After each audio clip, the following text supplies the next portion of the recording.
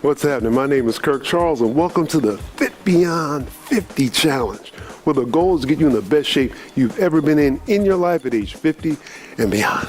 This week, I have a treat for you. We're going to the lower body.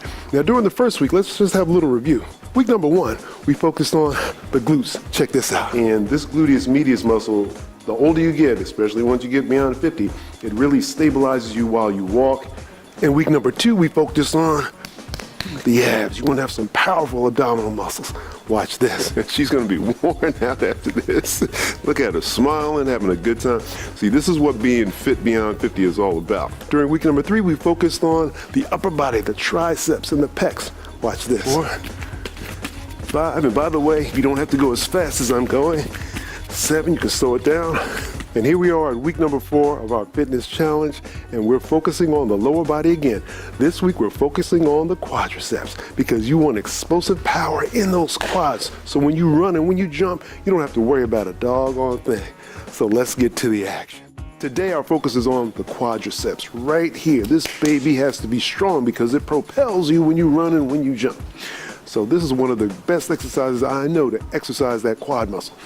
I'm putting my foot on a bench. Now notice with this bench, and in this case I'm using a stepper, my knee is about at the same height as my hip. Again, the knee at the same height as the hip. Normally you don't want to go any higher. That's a little too high and it's a little too aggressive. So this should be as high as you want to go, or you can go lower than this. From this position, I'm stepping up and down, up and down. Now notice something about my foot. My foot is pointing straight ahead. What happens, a mistake people make all the time is when they start going up and down, look at my left foot, it starts to turn out. Then all of a sudden the foot is like this and we're doing all types of dances. I don't want you to do that. I want this foot to point straight ahead the entire time and it shouldn't even move. And actually you can keep your heel on the bench. Like this. So when the heel comes off the bench, you'll see someone going up like this, and they're on their toe in the up position. You want to avoid that because your foot will tend to twist when you come up on your toe. So try to keep your foot as flat as you can. And we're going up and down. Now when I do my exercise classes, I'm always looking at the leg of a person, and is that leg tracking in a straight line? Oftentimes when people go up and down, or when they do squats or something with their legs, the knee can buckle in, and the knee starts to move around. You don't want the knee to move around. You want the knee to be nice and stable and have a straight line from the ankle through the knee up to the hip, or as straight as possible.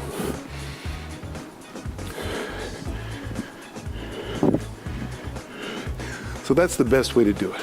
Now also, when you're stepping up and down, when I come up and I come to the down position, I don't step back that far.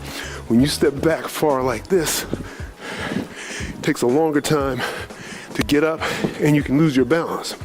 So if you step close to parallel to the other foot, you can go really fast and be really aggressive with it. Notice also, with this leg, I'm fully extended. I'll kick my knee up, my right knee, so you can see. This leg is fully extended. Some people do this.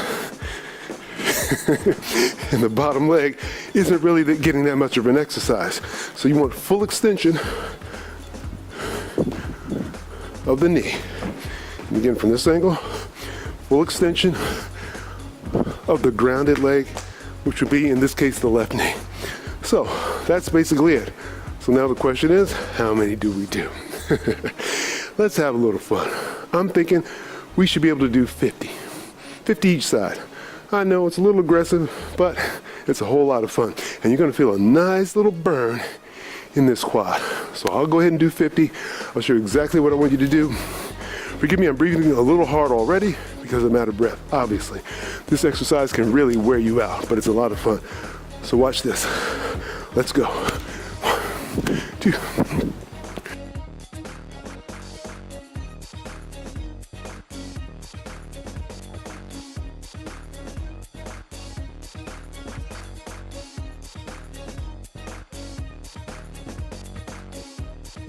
Now, one other thing to notice. When I go up and then when I come back down, this bottom foot, I want that bottom foot to point straight ahead. Don't point it out like that. Again, point that foot straight ahead, like so, or to the best of your ability. As you know, if you come to any of my classes, I'm always promoting trying to keep the feet on two parallel lines, or two straight lines, which are parallel, instead of having the feet flaring out to the side. This is a much stronger position. It's stronger for your ankles, for your knees, and for your hips. All right, let's do the other leg. We're going for 50. Let's have some fun. If you can't do 50, that's all right.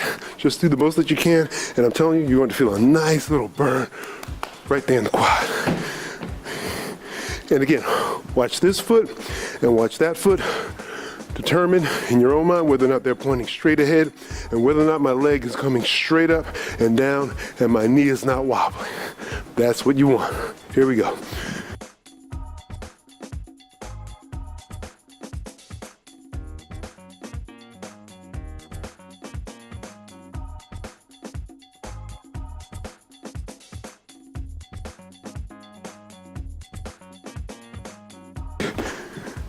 There you go, high steps. If you do this exercise, especially for those of you who like to do jumping games or participate in sports where you're jumping like basketball, especially skiing, this will really help you out.